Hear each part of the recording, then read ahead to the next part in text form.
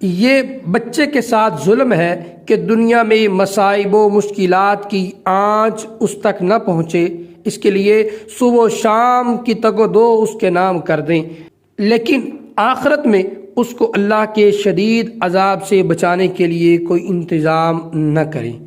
دنیا میں رہائش کی خاطر ایک چھت فراہم کرنے کے لیے زندگی کی جمع پونجی لگا دیں، لیکن قبر میں اللہ کے عذاب سے بچانے کا کوئی سامان نہ کریں۔ دنیا میں اس کی بھوک اور پیاس سے تو آپ کا دل تڑپ اٹھے، لیکن اس بات کی آپ کو سرے سے کوئی فکر ہی نہیں کہ قیامت کے دن جب انسان گرمی کی شدت سے پسینے میں ڈوبا جا رہا ہوگا، اس وقت اللہ کے عرش کا سایہ اور حضور صلی اللہ تعالیٰ علیہ وآلہ وسلم کے ہاتھوں سے جام کوثر اس کو نصیب ہو سکے گا یا نہیں۔ آپ کو یہ بات تو پریشان کرتی ہے کہ مستقبل میں وہ اپنے پیروں پر کھڑا ہو سکے گا یا نہیں، لیکن اس بات سے بالکل ہی لاپرواہ رہیں کہ قیامت کے دن پل صراط بھی پار کر سکے گا یا نہیں۔ اپنے بچوں کا حقیقی خیر خواہ وہ باپ ہے جو اپنے بچوں کی دینی تربیت کے ذریعے ان کو جہنم کی آگ سے بچا لے۔ بچوں کے حقوق میں سب سے پہلا حق یہی ہے۔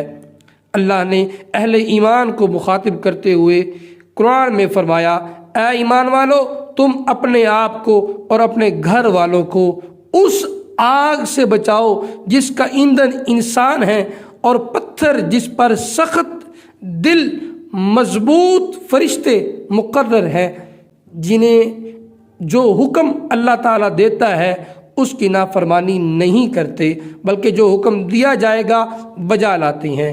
حضرت مولا کائنات رضی اللہ تعالیٰ عنہ اس آیت کی تفسیر کرتے ہوئے فرماتے ہیں، جہنم کی آگ سے بچاؤ اس طرح کہ خود کو اور اپنے اہل خانہ کو خیر کی تعلیم دو اور ادب سکھاؤ۔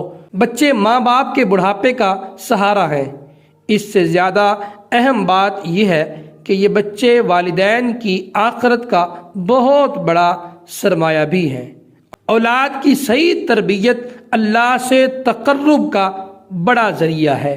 ماں باپ بچے کو نیکی کا رستہ دکھاتے ہیں۔ بچے جب تک خیر کے رستے پر چلتے رہتے ہیں، ان کے ہر قدم کی نیکی والدین کے نامہ اعمال میں بھی درج کی جاتی ہے، کیونکہ اللہ کے رسول صلی اللہ علیہ وآلہ وسلم کی حدیث کے مطابق خیر کی رہنمائی کرنے والے کو بھی عمل کرنے والے کے برابر اجر دیا جاتا ہے۔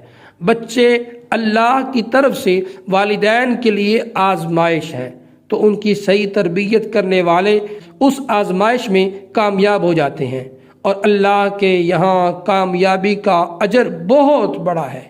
بچے کے منہ میں ایک لقمہ ڈالنا بھی کار ثواب ہے، تو بچے کی صحیح تربیت کر کے اس کو جہنم کی آگ سے بچا لینے کا اجر اللہ کے یہاں کتنا بڑا ہوگا۔